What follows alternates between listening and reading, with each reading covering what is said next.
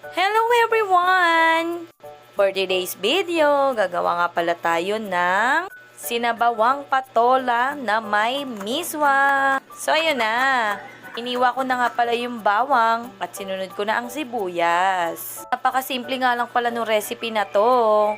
Wala lang, trip ko lang. So ayun na, nilagay na ako mantika, nilagay ko na ang bawang, sinunod ko na ang sibuyas.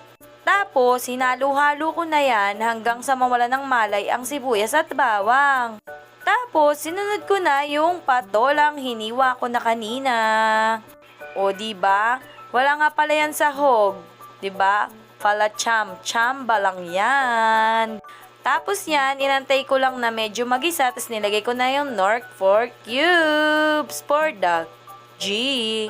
Tapos yan, hinalo-halo ko lang yan hanggang sa matunaw ang ating Knorr pork. Maya-maya lang nilagyan ko na yan ng tubig.